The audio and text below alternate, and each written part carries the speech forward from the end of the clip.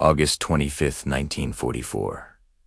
High above the sun-scorched fields of Italy, a lone aircraft cuts through the summer sky. Inside, the air is thick with the drone of engines and cigar smoke. This is the York MW-100, Winston Churchill's personal command plane, his flying headquarters. The Prime Minister, clad in his Royal Air Force uniform, sits hunched over a pile of documents, his face a mask of concentration.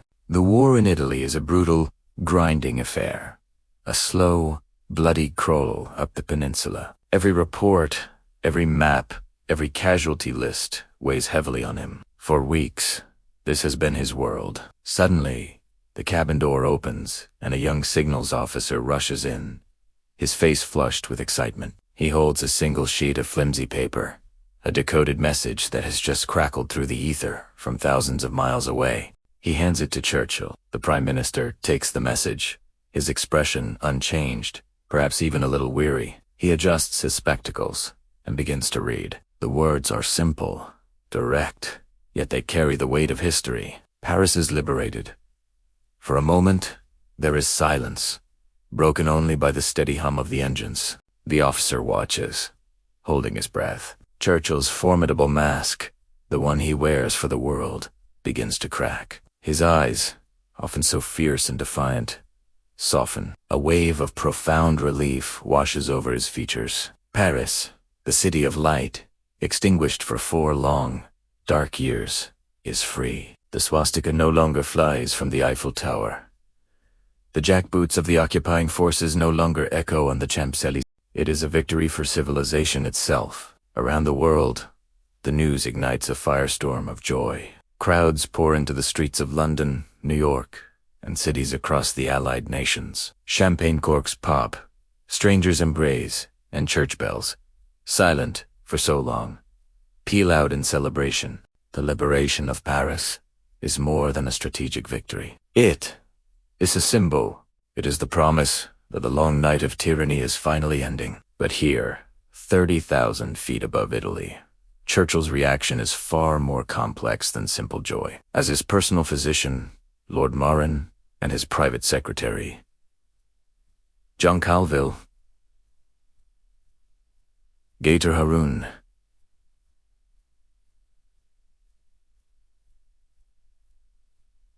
they see a flicker of something else in his eyes, a mixture of emotions, a cocktail of pride, satisfaction, and a subtle, almost imperceptible touch of melancholy. He turns to his staff, the message still in his hand. He allows himself a small, tired smile. "A great event," he says, his voice thick with emotion. He speaks of the joy it will bring to the French people, of the monumental effort of the Allied forces. He praises the American armies that broke the German lines, and the brave French resistance fighters who rose up within the city. But those closest to him can sense the unspoken thoughts churning beneath the surface. This is a victory.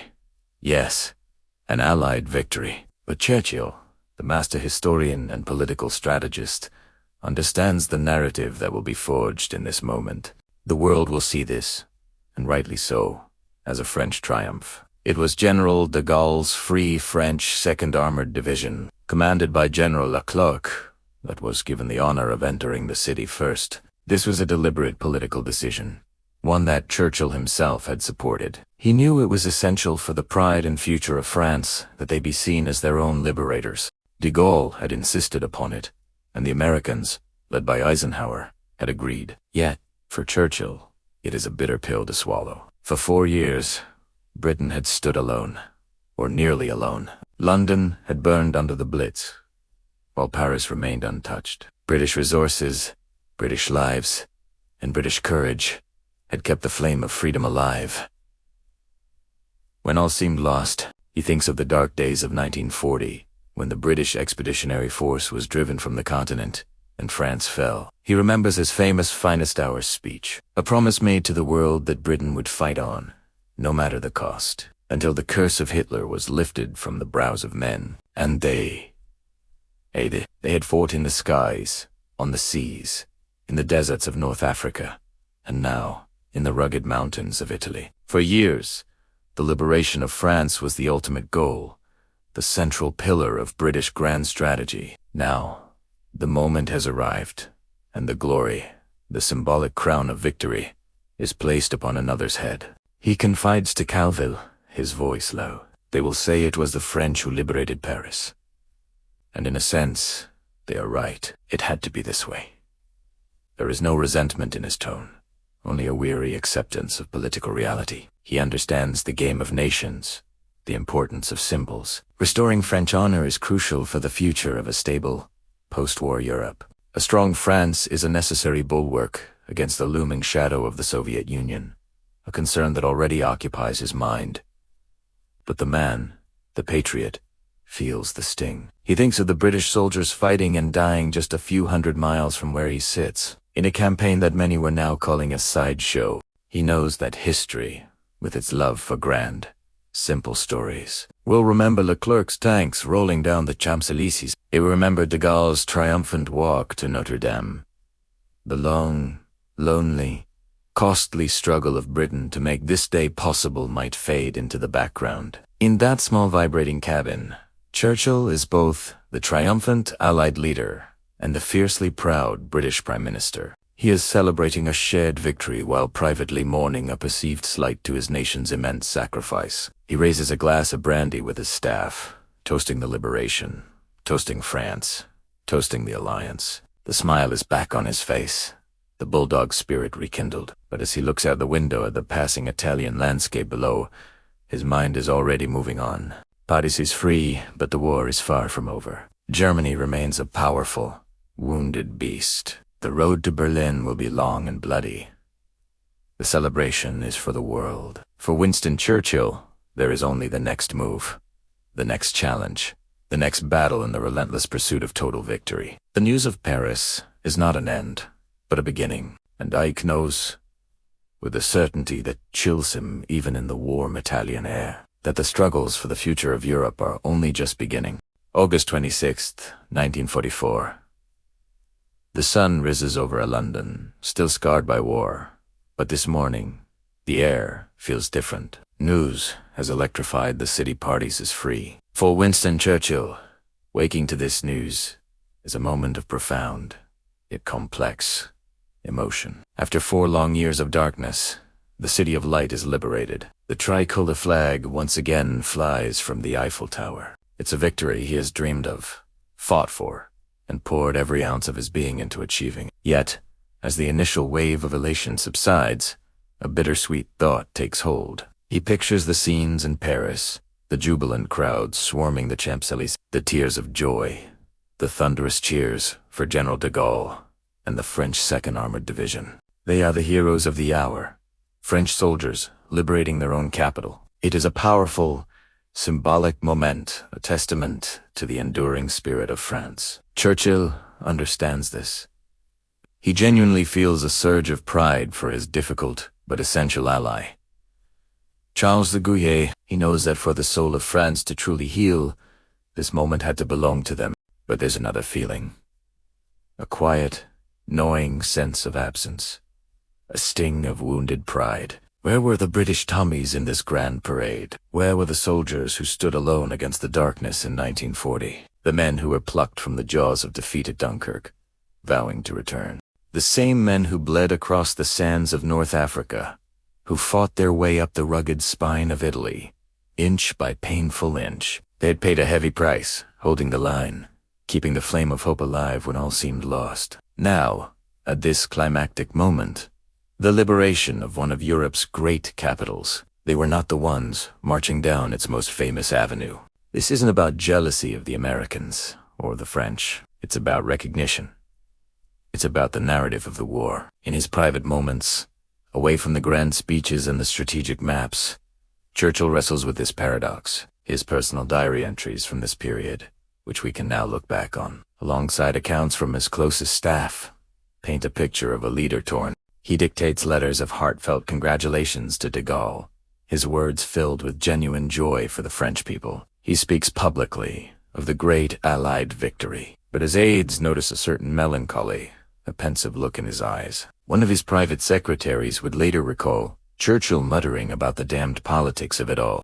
The decision to let the French division have the honor of entering Paris first was a strategic one, made by the Allied High Command, specifically Eisenhower. It was a political masterstroke designed to bolster de Gaulle's authority and ensure a smooth transition of power, preventing a communist uprising. Churchill, the astute politician, understood the logic completely. He had even supported it. But Churchill, the historian, the romantic, the fierce patriot, felt the slight. He saw the war as an epic story, a grand narrative of good versus evil. And in that story, Britain was the protagonist who stood defiant when all others fell. From the dark days of the Blitz, when London burned but never broke, to the lonely vigils on the sea, Britain's contribution was, in his eyes, immeasurable. He believed Britain was the moral and physical cornerstone of the entire Allied effort. For its soldiers to be absent from the liberation of Paris felt like a missing chapter in their heroic saga. It was a victory. Yes, a glorious one. But it was, in his private thoughts, a victory without British boots on the cobblestones of the Champs. This internal conflict reveals the immense pressure on Churchill. He wasn't just a military strategist. He was the custodian of Britain's legacy. He was already thinking about the post-war world, about Britain's place in it. With the colossal industrial might of the United States, and the sheer manpower of the Soviet Union now dominating the conflict, Churchill was acutely aware of Britain's diminishing stature. The British Empire was bleeding resources, manpower, and wealth. Every symbolic act, every headline, mattered. The image of American and Free French forces liberating Paris while British armies were engaged in grueling, less glamorous campaigns in Italy and the Netherlands subtly reinforced a narrative that he feared, that Britain was becoming a junior partner in the alliance it had once led. Imagine him in the cabinet war rooms, a haze of cigar smoke hanging in the air. He's looking at the maps, no longer just a battlefield, but a chessboard for the future of Europe. He's immensely proud of the French, but he's also a father to his nation, and he feels the quiet disappointment for his boys. He wanted them to have their moment of glory in the heart of Paris, a reward for their incredible endurance and sacrifice. He wanted the world to see them, to remember what they did. His correspondence with Franklin Roosevelt and other world leaders during this time is fascinating. He carefully crafts his messages, celebrating the joint victory while subtly reminding them of Britain's long and lonely struggle. It is a delicate balancing act, celebrating a shared success while ensuring his own nation's central role isn't overshadowed. He's fighting a war on two fronts, one with tanks and planes, and another with words and perceptions. The liberation of Paris on August 25th was a turning point. For the world, it was a symbol of impending victory over tyranny. For the French, it was a moment of national rebirth. But for Winston Churchill, it was more complicated. It was a joyous event, tinged with a private sorrow, a triumph that highlighted a painful truth about the shifting sands of global power. The man who had promised his people nothing but blood, toil, tears, and sweat now saw the fruits of that sacrifice, but he also felt the weight of securing Britain's place in the history that was being written, day by day, victory by victory. This victory, while sweet, tasted of the complex realities of coalition warfare in the looming post-war world. Hello everyone, and welcome back to our channel. Today, we're diving deep into the tumultuous days of late August 1944, right after the liberation of Paris. While the world celebrated, behind the scenes, a high-stakes political chess game was just beginning. At the center of it all was Winston Churchill, a man who understood that the symbolic act of liberation was just as important as the military one. Let's set the scene. It's August 27th, 1944. Radios across the globe are buzzing with the incredible news. Paris is free. For 4 long years, the City of Light had been under the shadow of Nazi occupation. Now, joyful Parisians were flooding the streets, cheering, singing, and embracing Allied soldiers. The images were powerful, a beacon of hope for a world weary of war. But for Churchill, sitting in London, the celebration was mixed with a heavy dose of political calculation. He wasn't just thinking about the end of the war. He was already building the post-war world, and at the heart of his considerations was a single, critical question. Who gets the credit for liberating Paris? This wasn't about simple bragging rights. The answer would have profound consequences for the future of France, Britain, and all of Europe. Churchill saw two potential scenarios. First, if the world saw the Americans as the primary liberators of Paris, it would reinforce their image as the dominant superpower. For France, this would be a devastating blow to its national pride. A nation that had been occupied and then liberated by a foreign power, however friendly, would struggle to reclaim its status as a major player on the world stage. It risked becoming, in Churchill's view, a junior partner, a dependent state in a new American-led order. The second scenario was far more appealing to Churchill, and it was the one he championed. If the French themselves, specifically the Free French forces led by Charles de Gaulle, were seen as liberating their own capital, it would be a story of national redemption. It would restore French dignity and self-respect, sending a powerful message that France was not a defeated nation to be managed, but a proud and sovereign power ready to rebuild. This wasn't just sentimental, it was strategically vital.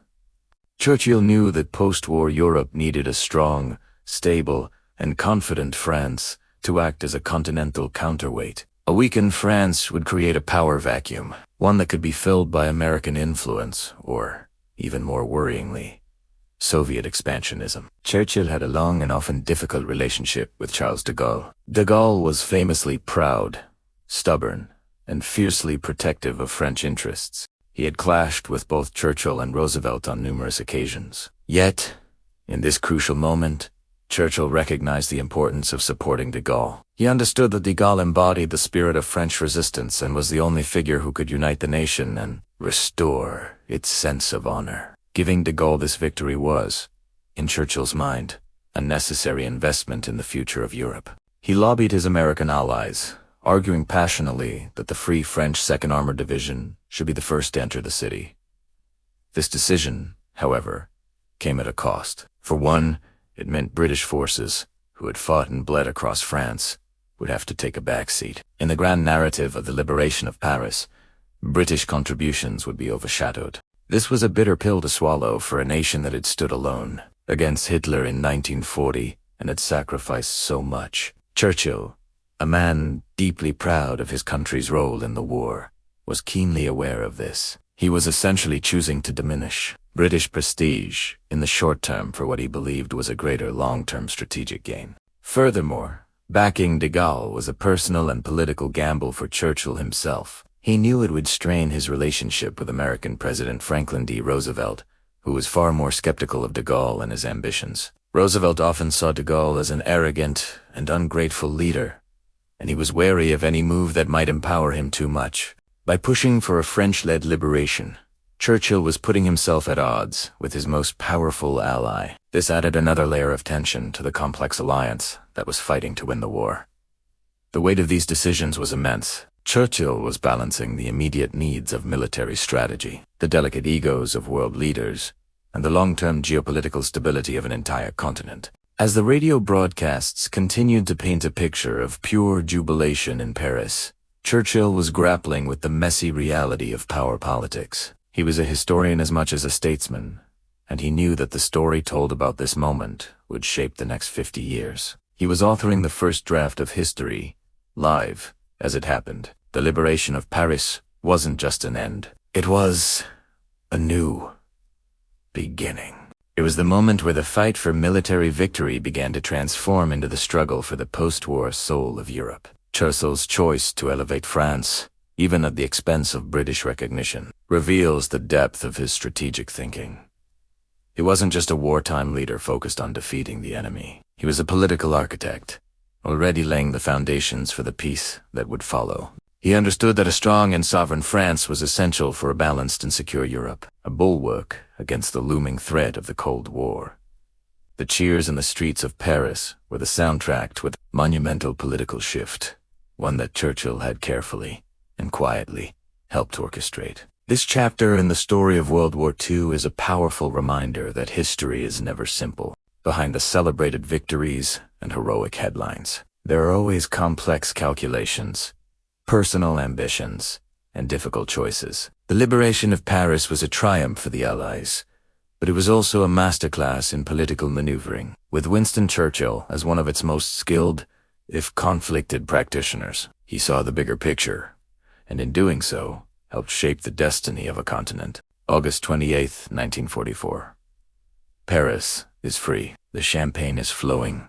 Crowds are cheering, and the tricolor flag flies proudly over the city once more. It seems like the story should end here, with a simply happy conclusion. But behind the scenes, a new battle was just beginning. This wasn't a battle fought with tanks and guns, but with telegrams and typewriters, waged between two of the world's most powerful men, Winston Churchill and Franklin D. Roosevelt. The prize, the future of France itself. While the world celebrated, Churchill sat down to write a crucial letter to his American counterpart.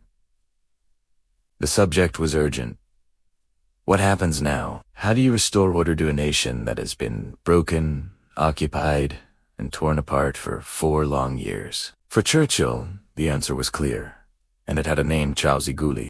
This is where things get really complicated. From our modern perspective, de Gaulle is a hero of the French resistance, the towering figure who refused to surrender. But in 1944, President Roosevelt saw him very differently. Roosevelt deeply, profoundly distrusted de Gaulle. He saw him as arrogant, undemocratic, a potential dictator in the making. He feared that putting de Gaulle in charge would be like replacing one strongman, Pétain, with another. Roosevelt's vision for France was one managed by the Allies, an allied military government that would oversee the transition back to democracy, ensuring that the French people, not just one ambitious general, would choose their own destiny. He thought de Gaulle might try to seize power and sideline the will of the people. It was a classic clash of personalities and political philosophies. But Churchill saw the situation from a completely different angle. He was a pragmatist, a historian who understood the deep-seated French pride and their fierce desire for sovereignty. He argued that France couldn't be treated like a conquered enemy territory. It was an ally, a nation that had bled for the cause. To impose an American or British military government, what they called AMGAT, would be a profound insult. It would feel like a new occupation, trading one set of foreign rulers for another. The French people would never accept it. It would breed resentment, instability, and potentially even civil unrest. In his correspondence, Churchill laid out his case with passion and logic. He told Roosevelt that France needed legitimacy above all else. It needed a leader who the French people saw as one of their own, someone who symbolized their resistance and their fight for freedom. And whether Roosevelt liked it or not, that man was Charles de Gaulle. De Gaulle had spent 4 years broadcasting from London, becoming the voice of free France. His name was synonymous with defiance. To the French people, he wasn't just a general. He was the living embodiment of their unbroken spirit. Churchill wasn't blind to de Gaulle's difficult personality. He knew firsthand how stubborn and prickly the general could be. Their relationship was famously stormy. Churchill once joked, "The heaviest cross I have to bear is the cross of Lorraine," referring to the symbol of de Gaulle's free French forces. He found de Gaulle infuriating, but he also recognized his indispensable role. He understood that personal feelings had to be set aside for the sake of a stable, friendly, and strong post-war France. A chaotic France would be a liability for the entire Allied cause as they pushed toward Germany. The tension in these letters is palpable. You have Roosevelt, committed to the principle of self-determination, but deeply suspicious of the man who claimed to represent it. And you have Churchill, the realist, who saw that sometimes you have to work with the leaders you have, not the ones you wish you had. He argued that a government led by de Gaulle, even with his flaws, was the only way to prevent a power vacuum. Without a clear French authority, who would run the schools, the police, the food distribution? Would it be Allied officers who didn't speak the language or understand the local culture? Churchill painted a picture of potential chaos that could undermine the entire military victory. This private debate reveals a fundamental truth about the liberation of Paris. It wasn't just a military operation. It was an intensely political event. The soldiers who fought and died to free the city were just the first act. The second act was deciding who would pick up the pieces. Roosevelt's plan was, in theory, noble. He wanted to let the French people decide, but Churchill knew that in the messy reality of war, theory wasn't enough. You needed a practical solution, and you needed it fast. Imagine the scene. De Gaulle is already in Paris, marching down the Champs-Élysées to thunderosa place, installing his provisional government in the War Ministry building, acting as if his authority is a foregone conclusion. He wasn't waiting for permission from Washington or London. He was seizing the moment. This audacious move put both Roosevelt and Churchill in a difficult position. De Gaulle was creating facts on the ground. Every day, he was in Paris, consolidating his power. His legitimacy grew stronger, and the idea of an allied military government became more and more untenable. Churchill used this to his advantage in his arguments. He was essentially telling Roosevelt, "Look, the train has already left the station. We can either get on board or be left behind." He was urging the American president to accept the reality of the situation. Acknowledging de Gaulle wasn't an endorsement of his every action, but a pragmatic recognition that he was the only figure who could unite the fractured French nation and prevent it from descending into chaos. Ultimately, Churchill's arguments, combined with de Gaulle's bold actions on the ground, won the day. Roosevelt reluctantly backed down. He never warmed to de Gaulle personally, and their relationship would remain frosty, but he conceded the political reality. The United States and Great Britain officially recognized de Gaulle's provisional government as the de facto authority in France. This chapter in history is a masterclass in diplomacy, showing how the fate of nations can be shaped in quiet exchanges between leaders. The liberation of Paris wasn't the end of the story, but the beginning of a new, complex, and often difficult chapter. It demonstrates that victory in war is about more than just winning battles. It's about building a lasting peace, and sometimes that means making difficult choices and trusting in perfect partners. The stability of post-war Europe depended on it. Imagine it's late August 1944. The air in Paris is electric. After 4 long, brutal years of occupation, the city is finally free. Tricolor flags wave from every window. Parisians flood the Champs-Élysées, and the names of de Gaulle and Leclerc are on everyone's lips. It's a scene of pure, unadulterated joy. But amidst this incredible celebration, one of the key architects of this victory, Winston Churchill, is haunted by a ghost from the past. He carries a deep-seated anxiety, a fear that a single, dark memory could sour this moment of triumph. This ghost has a name: Marcel Kabir. To understand Churchill's worry, we need to rewind the clock to a much darker time. The summer of 1940. France had just fallen to the Nazis. Britain stood alone, bracing for an imminent invasion. In this desperate hour, Churchill faced a terrible dilemma. What would happen to the powerful French fleet, one of the largest in the world? If it fell into German hands, it could tip the scales of the war, giving the Axis powers a decisive naval advantage and potentially sealing Britain's fate. The French government, now the collaborationist Vichy regime, had promised the fleet would never be used by the Germans. But could Churchill risk his nation's survival on a promise made by a defeated and compromised government? For him, the answer was a painful but resounding no. He made one of the most agonizing decisions of his life. He issued an ultimatum to the French squadron anchored at the naval base of Marcel Kabir in French Algeria. The French admiral was given a choice: sail to a British or neutral port, scuttle the ships, or face destruction. The French commander, bound by his own sense of honor and his orders from Vichy, refused. The clock ran out. On July 3, 1940, the Royal Navy opened fire on its recent allies. The attack was swift and devastating. The battleship Bretagne exploded in a massive fireball. The Dunkerque and Provence were crippled. In less than 15 minutes, nearly 1,300 French sailors were dead. The news sent shockwaves across the world. For Britain, it was a brutal but necessary act of self-preservation. For France, it was a shocking betrayal, an act of unforgivable aggression by their supposed friend. The shadow of Marcel Kabir was cast, a long, dark shadow that would stretch across the years. Now, let's jump forward again to August 1944.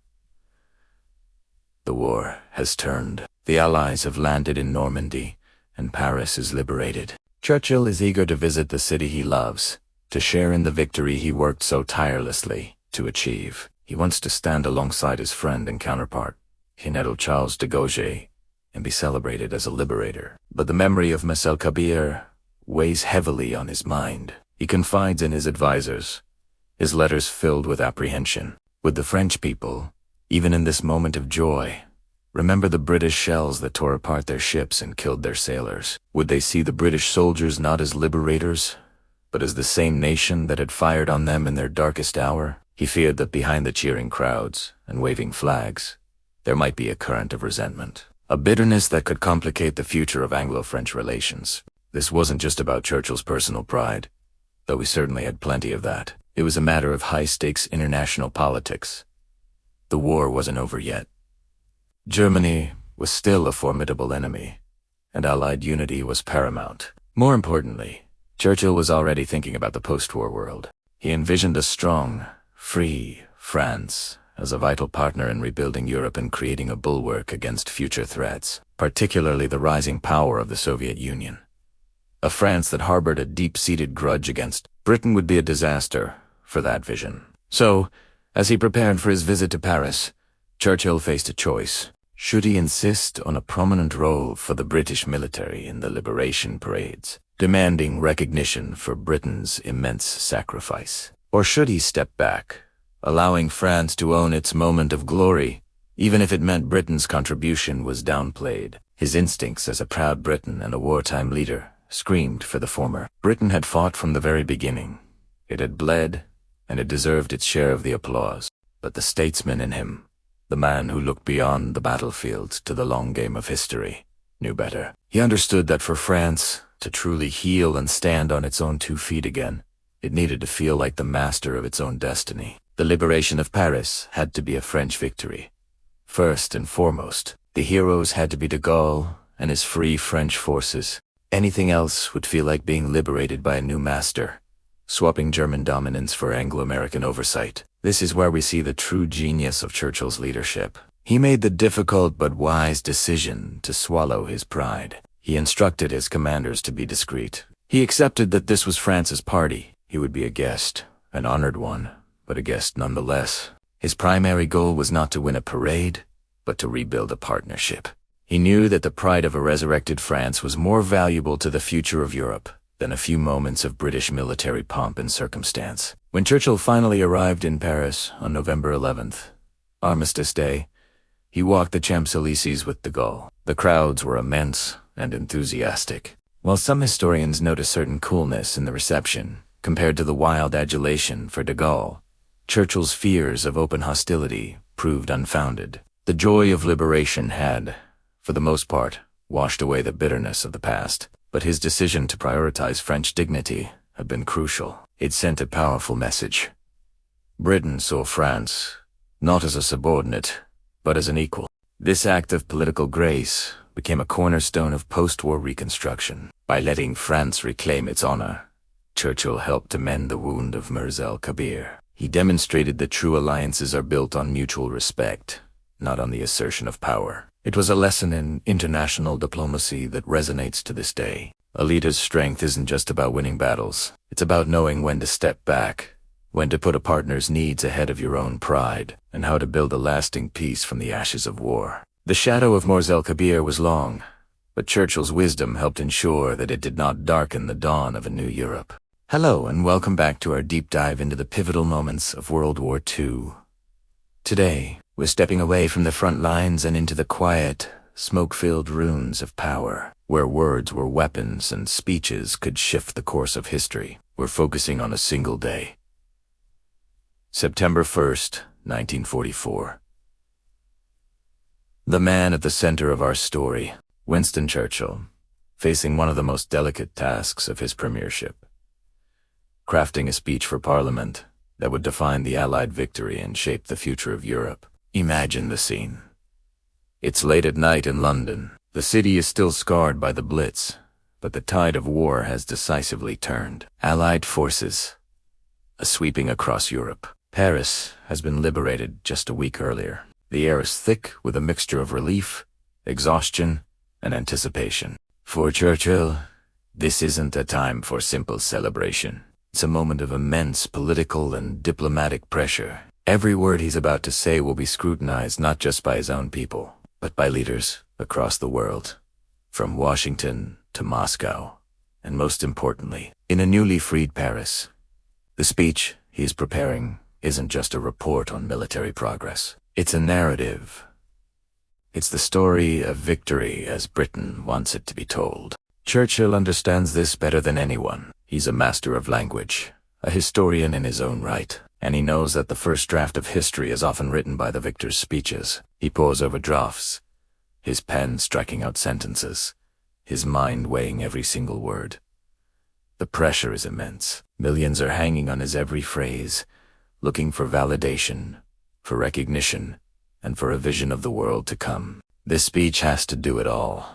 Celebrate the victories, honor the sacrifices, and lay the diplomatic groundwork for a post-war order. At the heart of his struggle is a single, crucial question.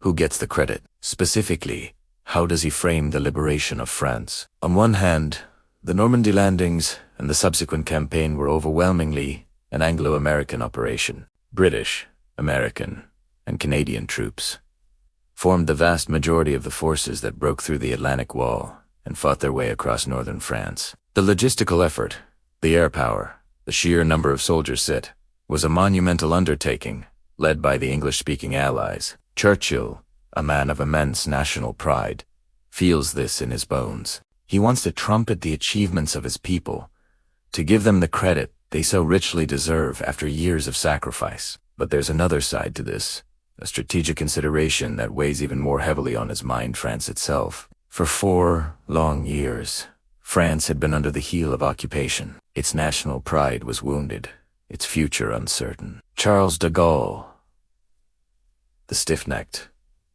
an often infuriating leader of the Free French, was adamant that France must be seen as liberating itself as a major partner in its own freedom, not merely a damsel in distress rescued by outsiders. For de Gaulle, the legitimacy of his new government and France's future status as a great power depended on this narrative. Churchill finds himself caught in a classic dilemma of leadership, the clash between personal pride and strategic necessity. He knows that acknowledging British and American dominance might feel good at home, but it would alienate de Gaulle and the French people. It could destabilize the new French government and sow seeds of resentment that would poison post-war relations for decades. A strong, stable, and friendly France was absolutely essential to Britain, its long-term security, and to the balance of power in a recovering Europe. He couldn't afford a weak or resentful neighbor. So, late into the night of September 1st, Churchill makes a decision. It's a choice that goes against his every instinct as a proud Briton.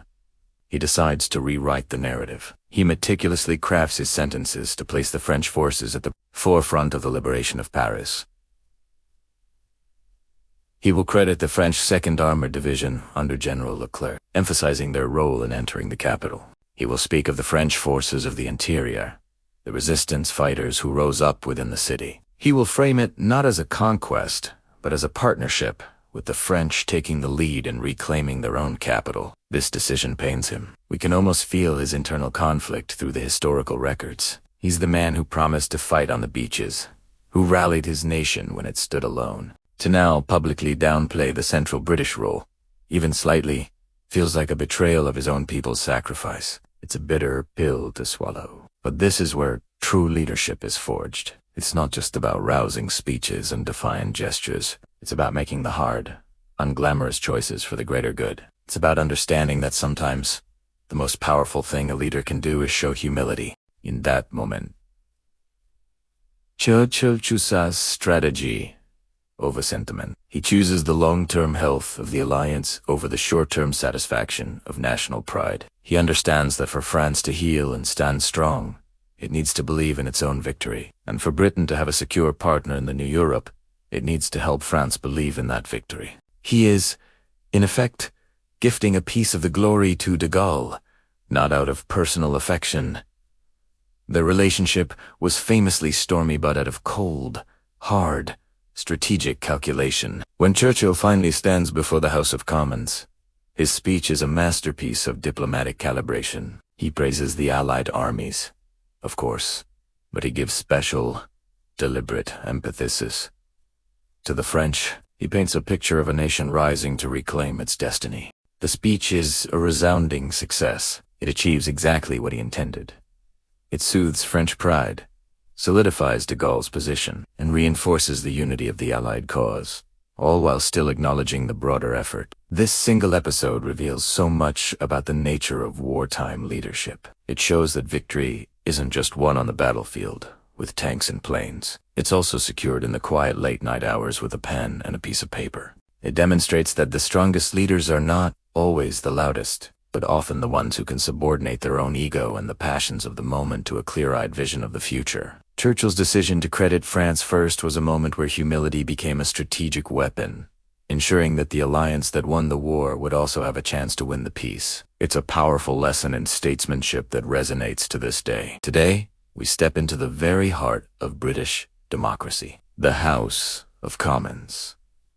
On a day that would echo through history, September 5th, 1944. Just 11 days before, on August 25th, Paris had been liberated. The news had electrified the world, a symbol that the tide of war had irrevocably turned against the Axis powers. Now, London waited. The nation, the Allies, and indeed the world, held their breath, eager to hear from the man who had guided Britain through its darkest hours, Winston Churchill. Imagine the scene. The chamber of the House of Commons is packed to the rafters. Every seat is taken. Members of Parliament stand shoulder to shoulder in the aisles, their faces a mixture of relief, anticipation, and the weary strain of 5 long years of war. The public galleries are overflowing. A hush falls, a heavy, expectant silence that seems to absorb all sound. The air is thick with history in the making. For months, London had been under assault from the V-1 flying bombs, the doodlebugs, a constant, terrifying reminder that the war was far from over. But today, the mood is different. There's a palpable sense of hope, a feeling that a new chapter is about to be written. Churchill rises. He stands at the dispatch box, a familiar, stoic figure. He looks out over the sea of faces, his own expression unreadable for a moment. He is not just a prime minister addressing his parliament. He is a historian, a strategist, and a master of the spoken word, fully aware of the weight of this moment. He knows his words will be scrutinized, not just by his allies, but by his political rivals, and by generations to come.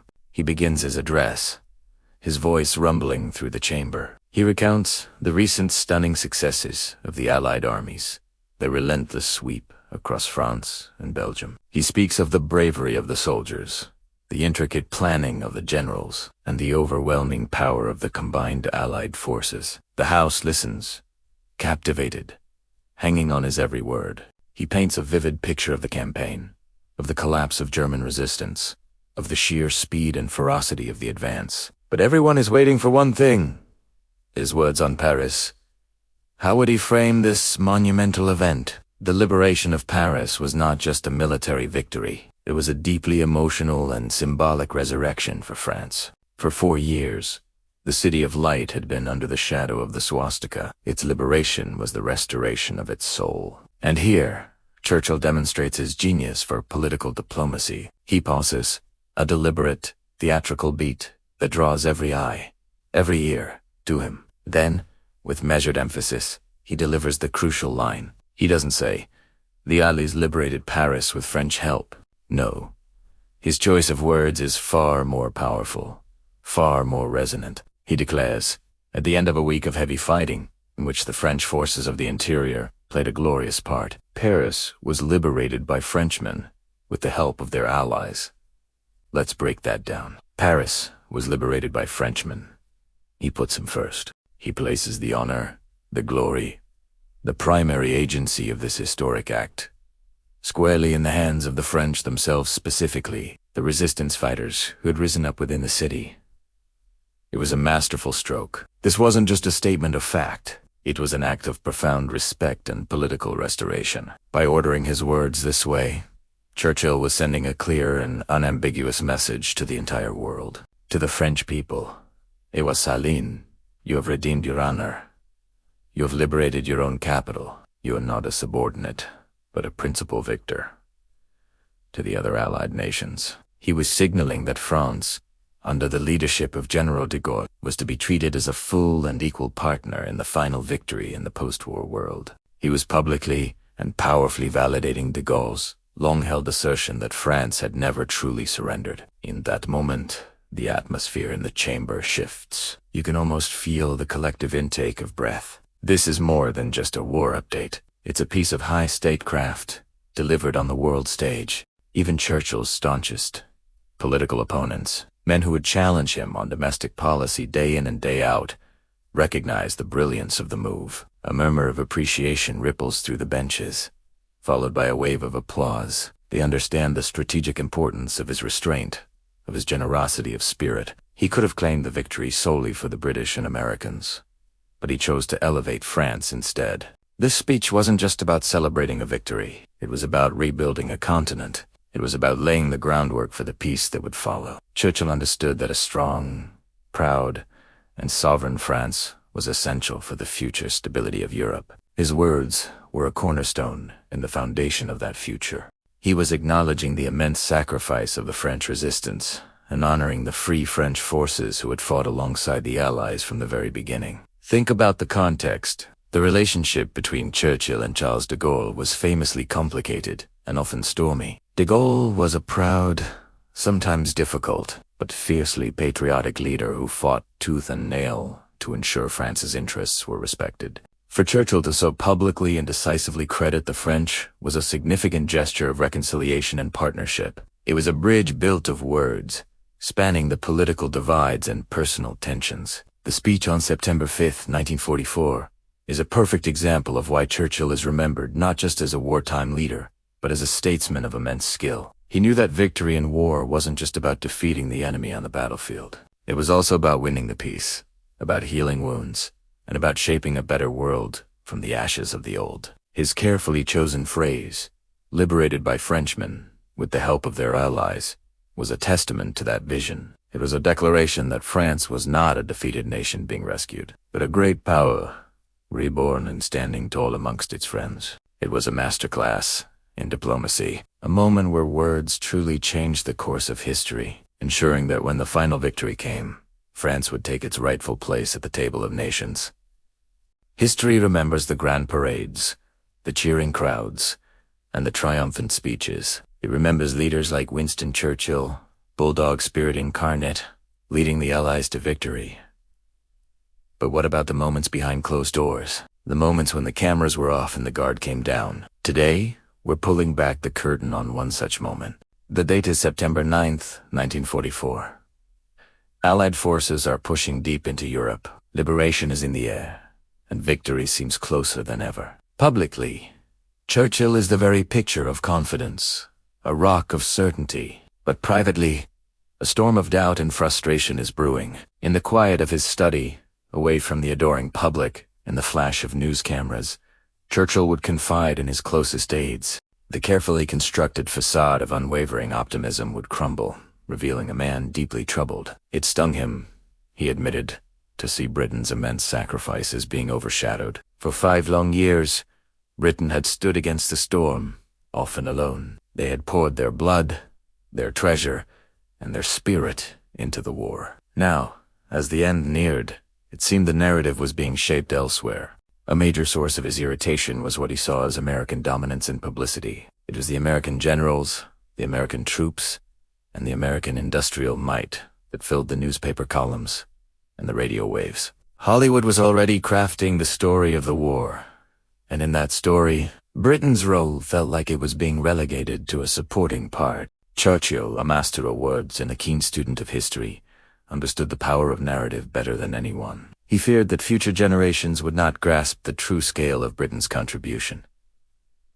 He wasn't just fighting a war on the battlefield. He was fighting a war for his nation's place in history, and he felt like he was losing. He would pace his room, cigar in hand, grumbling about the headlines. "They forget," he'd mutter. "They forget who held the line when all seemed lost." It wasn't just about pride. It was about justice. The millions of tons of shipping lost in the Atlantic.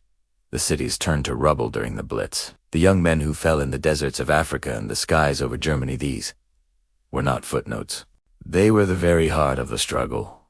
and Churchill felt a profound, almost paternal duty to ensure they were never forgotten. This wasn't vanity. It was a desperate plea for historical accuracy, a fight against the tide of a new, American-centric world order. And then there was de Gaulle. General Charles de Gaulle, the embodiment of Free France. To the world, they were allies, united in their goal of liberating France. Behind the scenes, their relationship was a constant source of friction for Churchill. He found de Gaulle infuriatingly stubborn, arrogant, and often ungrateful. The French leader seemed to take British support for granted while simultaneously asserting his own absolute authority, often acting unilaterally without consulting London. Churchill would complain bitterly to his staff about de Gaulle's prickly nature and his penchant for dramatic, unhelpful pronouncements. There were countless meetings where the two titans clashed. Churchill, the pragmatist, trying to manage a complex global alliance. De Gaulle, the idealist, focused with singular intensity on the honor and sovereignty of France. Churchill once famously remarked, "The heaviest cross I have to bear is the cross of Lorraine," referring to the symbol of the Free French. He saw de Gaulle's actions as a dangerous distraction, a needless complication when unity was paramount. He fumed over de Gaulle's grandstanding and his refusal to bend, seeing it as a personal and political betrayal after all Britain had done to support the Free French cause from the very beginning. Yet, and this is the crucial part of understanding Churchill, even in his moments of deepest frustration, his core principles remained unshaken. Despite his personal animosity and the political headaches de Gaulle caused, Churchill never wavered from one fundamental belief. France must be restored. It must emerge from the war not as a broken, patiered nation, but as a great power with its dignity intact. He knew that a strong, proud France was essential for the future stability of Europe. A weak France would create a power vacuum that could lead to future conflicts. So, while he might curse de Gaulle in private, in public, and in policy, he fought for France's seat at the table. He argued with Roosevelt and Stalin to ensure France was recognized as one of the major Allied powers. He insisted that de Gaulle be the one to lead the victory parade down the Champs-Élysées. It was a remarkable display of statesmanship.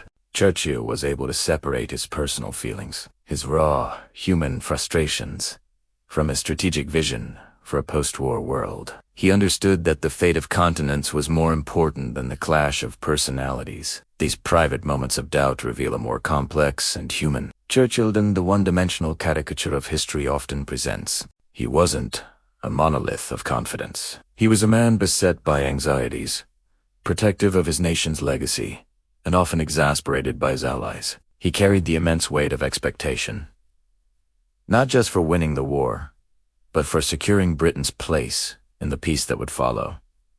His fears were not unfounded. In the decades after the war, Britain's global influence would wane as the American and Soviet superpowers rose to prominence. The story of September 1944 is a powerful reminder that history is made by real people, with real emotions. Churchill's grumbling over headlines and his irritation with de Gaulle weren't just petty complaints. They were the outward signs of a leader grappling with a monumental shift in global power that was happening right before his eyes.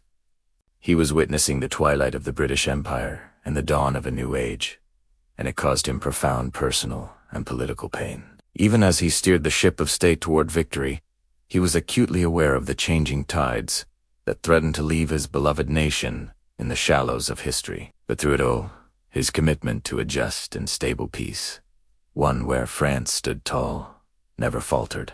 That, perhaps, is his most enduring legacy. The date is October 15th, 1944, and the Allied leadership is buzzing with preparations for a hugely significant event. Winston Churchill's first visit to the newly freed French capital. You might think this would be a simple victory lap, a celebration among allies, but behind the scenes, it was anything but simple. The planning was fraught with tension and delicate negotiations. There was a genuine fear among British planners that the towering, often prickly figure of Charles de Gaulle might completely overshadow Churchill. De Gaulle was on his home turf, the symbol of French resistance and renewal. The concern was that Churchill, the British bulldog, might be reduced to a mere symbolic guest, a spectator at de Gaulle's parade.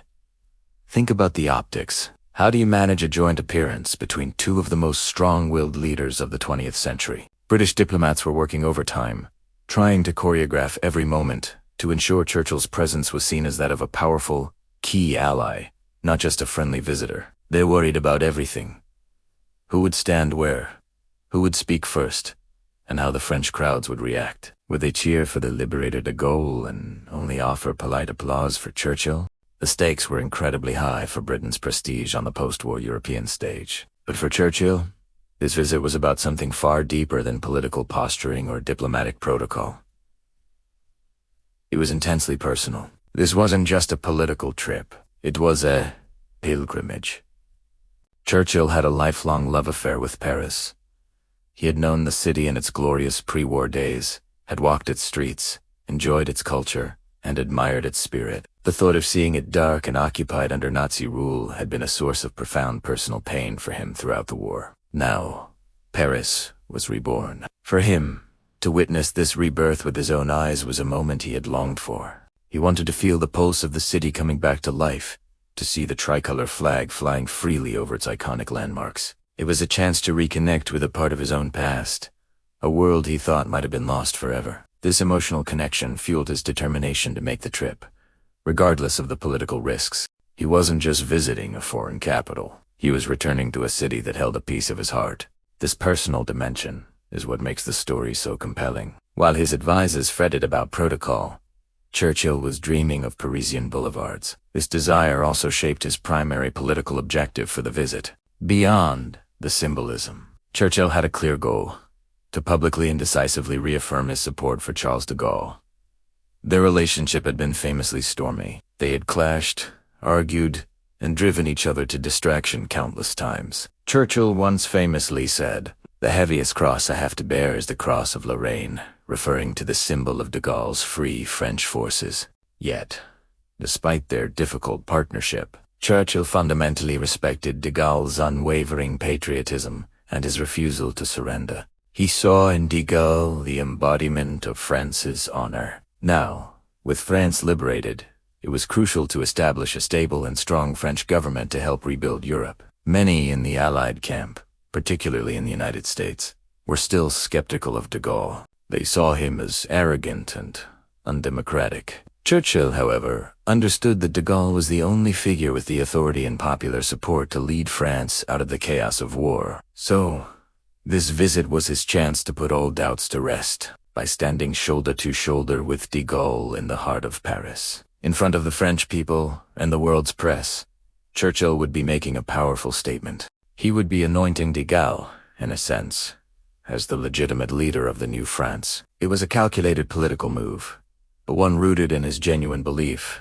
that a strong France, led by a strong de Gaulle, was essential for the future peace and balance of Europe. So, as the planning continued, we see these two parallel tracks. On one end, the diplomats and military planners are trying to manage the immense egos and political sensitivities, scripting every detail to avoid a diplomatic incident. They are mapping out routes, planning security, and debating the schedule, all while holding their breath, hoping de Gaulle doesn't do something unpredictable to steal the show. They were orchestrating a delicate dance of power. On the other hand, we have Churchill, the statesman and the romantic, driven by a desire to see his beloved Paris alive again and to seal his complex, but vital, alliance with the man who represented its resurrection. He wasn't just thinking about the post-war order. He was thinking about the spirit of a city and the stubborn pride of a nation he had long admired. This chapter in history shows us that major world events are not just about grand strategies and troop movements. They're also shaped by personal relationships, deep-seated emotions, and the clash of powerful personality. The planned visit to Paris in October 1944 was a microcosm of this, a fascinating blend of political calculation and heartfelt sentiment. It was a moment where the fate of post-war Europe was being quietly negotiated, not just in conference rooms, but in the planned journey of one man back to a city he loved. As we'll see, the visit itself would be just as dramatic and revealing as the planning. But for now, the stage is set for one of the most poignant and politically charged reunions of the Second World War. The old Lion of Britain is preparing to walk the streets of a liberated Paris to greet the difficult but indispensable leader of France, and doing so to help draw the map of the new world emerging from the ashes of the old. It's a powerful reminder that history is often made in these quiet, human moments, just as much as it is on the battlefield. November 10th, 1944. The air in Paris is electric, not with the tension of war, but with the crackling energy of freedom. For 4 long years, this city, the heart of France, had been under the shadow of occupation. But today, the shadow is lifted, and a new dawn is breaking. And into this dawn drives a figure who, for many, symbolized the unyielding spirit of resistance. Winston Churchill, as his car makes its way from Le Bourget Airport. The initial quiet soon gives way to a murmur, then a rumble, and finally, a deafening roar. It's the sound of a city coming alive, of a people reclaiming their voice. The streets, narrow and winding, are not just lined with people, they are overflowing. Every inch of pavement, every balcony, every window is packed with Parisians, their faces a mixture of joy, relief, and profound gratitude. Imagine the scene. Tricolor flags, once hidden away in secret, now fly proudly alongside the Union Jack. They flutter from every lamppost, every building, creating a vibrant canopy of red, white, and blue. The crowd is a sea of humanity, surging forward, their hands outstretched. They are shouting one name, a name that had echoed from their radios in the darkest of times, a voice of defiance that had given them hope when all seemed lost. Churchill, Churchill. Vive, Churchill. The chant is relentless, a powerful, rhythmic pulse that seems to shake the very foundations of the city. From the balconies above, a different kind of tribute rains down. Flowers, bunches of them, petals of every color, are thrown towards his car. A spontaneous, beautiful gesture of thanks. It's as if the city itself is blooming again after a long, harsh winter. The scent of freedom is mixed with the fragrance of roses and lilies. The sound of the crowd is punctuated by another, more resonant noise. The joyful pealing of church bells, from Notre Dame to Sacré-Cœur. Or the bells ring out, not as a warning of attack, but as a proclamation of liberation, their chimes echoing across the rooftops of a free Paris. Inside the open-topped car, Churchill stands, his familiar figure a beacon in the crowd. He is visibly moved, his stoic wartime demeanor giving way to raw emotion. A wide grin spreads across his face, and his eyes, often steely with determination, now glistened with tears. He raises his hand, making his iconic V for victory sign, and the crowd's roar intensifies, their response immediate and overwhelming. This isn't a staged parade. It's a spontaneous outpouring of pure, unadulterated affection. These are not just spectators. They are participants in a historic moment, their personal joy merging into a collective celebration. For Churchill, this moment is a profound revelation. Throughout the war, he had borne the immense weight of leadership.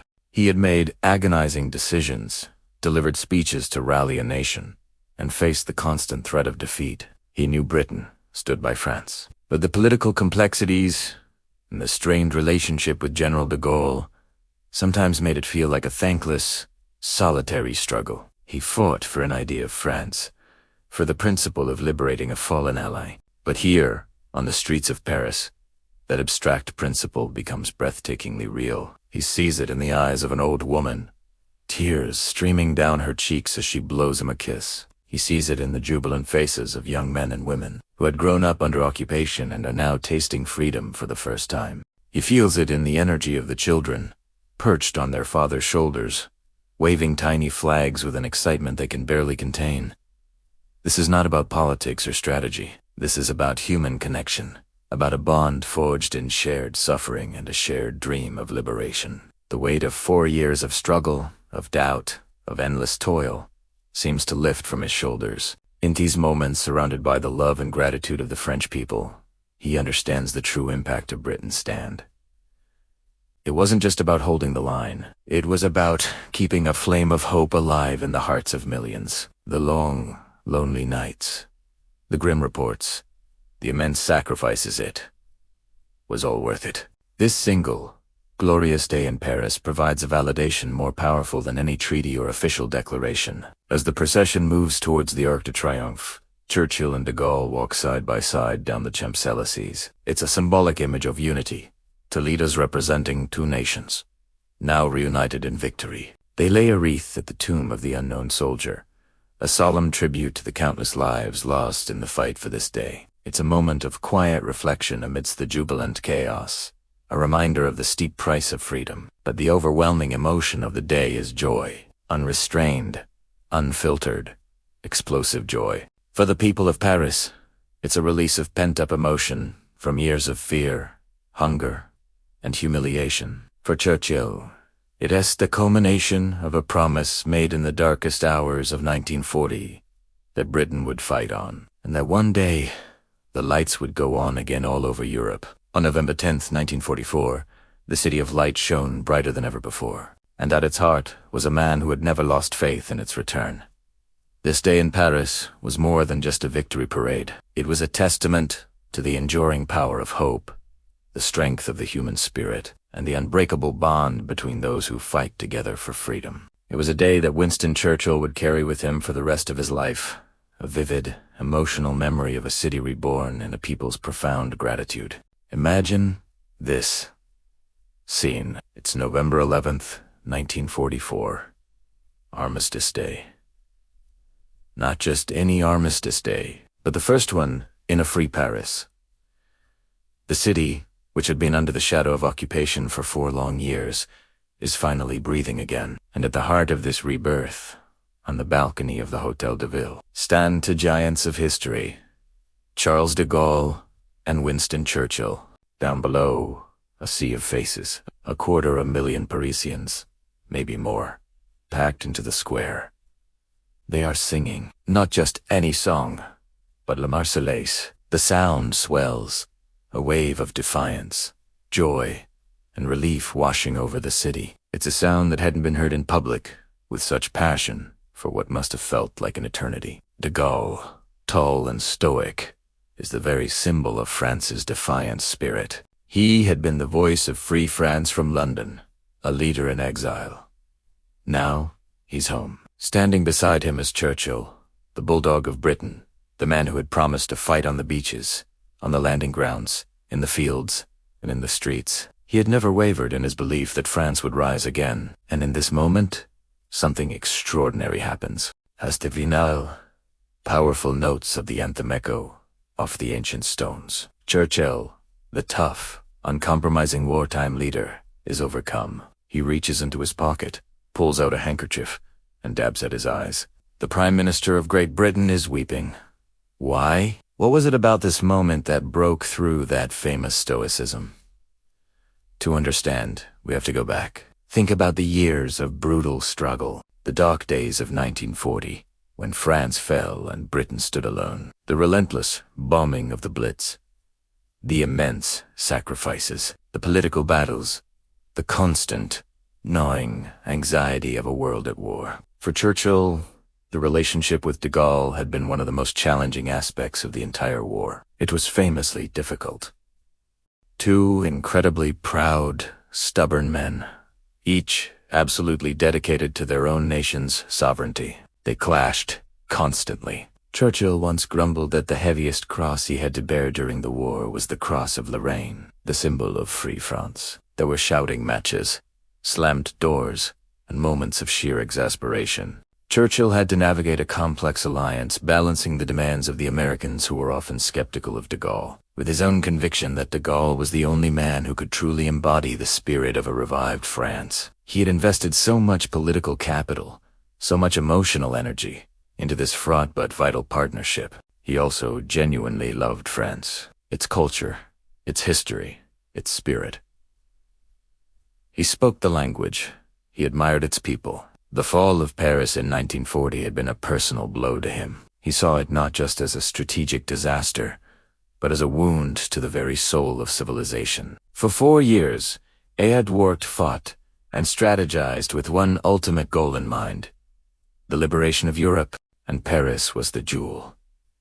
the symbolic heart of that liberation. So now standing on that balcony, all of it comes flooding back. The frustration, the arguments, the risks, the losses, and he sees it was all worth it. The crowd below isn't just a political rally. It's a human testament to survival. Each face tells a story of fear, resistance, and hope. Their cheers are not just for him or for De Gaulle. They are a cry of rediscovered freedom. The sight of the tricolor flag flying freely, the sound of the national anthem being sung with such unbridled passion was the physical manifestation of victory. Not just a military victory, but a moral one. It was the proof that tyranny could be defeated, that hope could outlast despair. This wasn't just politics for Churchill, it was deeply personal. He was seeing the culmination of his life's work. The unconditional surrender he had demanded was becoming a reality, city by city. And this city, Paris, was special. The tears he shed were not tears of sadness, but of profound, overwhelming catharsis. It was the release of years of pent-up tension and the profound realization that the immense human costs had led to this glorious, beautiful moment. Think about the symbolism. November 11th. The day the guns fell silent in the First World War, a war that had scarred him and his entire generation. Now, on that very same day, he was witnessing the rebirth of a nation from the ashes of a second, even more terrible conflict. It was a moment where history seemed to fold in on itself, where the sacrifices of the past found their validation in the joy of the present. The people in the square saw it too. They saw this British leader, this foreign ally, moved to tears by their freedom, and they roared their approval. Vive Churchill, they shouted, their voices filled with gratitude. In that moment, he wasn't just a political ally. He was a friend, someone who had shared in their suffering and now shared in their joy. De Gaulle, ever the statesman, turned to him and is said to have remarked on the crowd's affection. But Churchill was barely able to speak. He was simply absorbing the scene, letting the emotion of a free Paris wash over him. It was a profoundly human moment for a man often seen as larger than life. It revealed the heart behind the bulldog facade. This scene at the Hôtel de Ville is more than just a historical anecdote. It's a reminder of what the war was fought for. It wasn't just about maps and strategies and political power. It was about moments like this. It was about the right of people to gather freely in their city squares, to sing their songs, and to wave their flags with pride. It was about the restoration of dignity. All the political sacrifices, all the personal disappointments and frustrations between the leaders, all the terrible losses in that instant, they found their meaning. Paris was free. France was proud again. And Winston Churchill, standing on that balcony, understood in his very soul that the long, dark struggle had been worth it. It was a victory he could see, hear, and feel. And it was beautiful. The war in Europe was drawing to a close. But for Winston Churchill, a different kind of battle was just beginning. This was a battle for the future, for the very shape of the post-war world. And at its heart was one of the most complex, frustrating, and ultimately crucial relationships of his career. His alliance with Charles de Gaulle. By December 1944, the physical fight for France was largely over. The tricolor flew over Paris once more. But the political fight for France's soul was raging. On one side, you had the Americans, particularly President Roosevelt, who deeply distrusted de Gaulle. They saw him as arrogant, undemocratic, a potential dictator in the making. They favored a military government, an Allied occupation, until a more pliable French leader could be found. On the other side, you had de Gaulle himself, the embodiment of French resistance and national pride, refusing to be treated as anything less than the rightful leader of a great power. And caught squarely in the middle was Churchill. His own relationship with de Gaulle was famously stormy. They clashed constantly. Churchill once grumbled that the heaviest cross he had to bear during the war was the cross of Lorraine, the symbol of free France. De Gaulle, in turn, could be maddeningly stubborn, viewing any compromise as a betrayal of French honor. Their personalities were like flint and steel, striking sparks at every meeting. Yet, beneath all the arguments and the shouting matches, Churchill possessed a deep, strategic understanding that his American allies lacked. He wasn't just thinking about winning the war. He was thinking about winning the peace. He knew that a humiliated, sidelined France would be a source of instability in the heart of Europe for decades to come. A weak France would create a power vacuum, one that a resurgent Germany or an expansionist Soviet Union might be all too eager to fill. Churchill's vision was clear: for a stable, prosperous Western Europe. A strong and proud France was not just desirable, it was essential. It had to be rebuilt, not as a junior partner or a dependent state, but as a full-fledged, great power, a cornerstone of the new European order. And like it or not, the only man who could rally the French people and make that happen was Charles de Gaulle.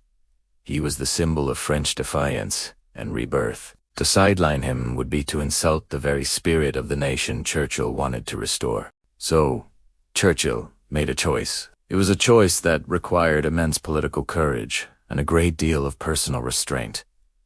He had to bite his tongue when de Gaulle infuriated him. He had to play the difficult role of mediator between Roosevelt and the general, absorbing the frustrations of both. He had to stand firm, insisting that de Gaulle's provisional government be recognized, that France be given a seat at the table with the other major allies. One of the most telling moments was the liberation of Paris.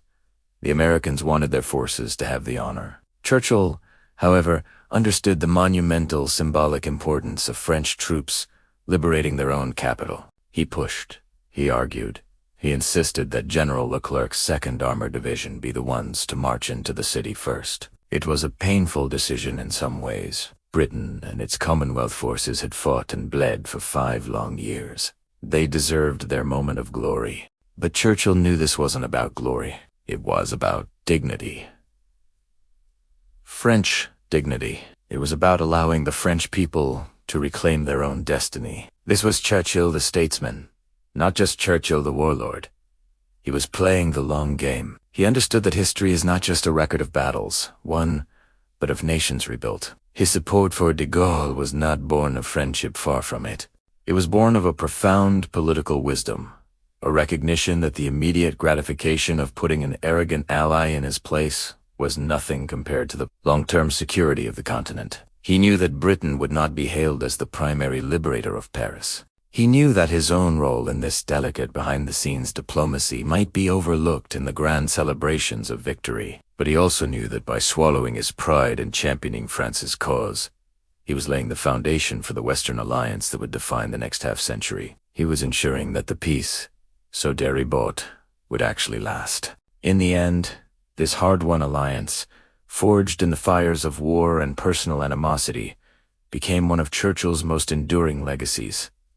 It was a masterclass in statesmanship. It demonstrated his ability to see beyond the battlefield, to prioritize the stability of a continent over personal feelings or even national vanity. He understood that a true leader sometimes has to make the unpopular choice, the difficult choice, for the greater good.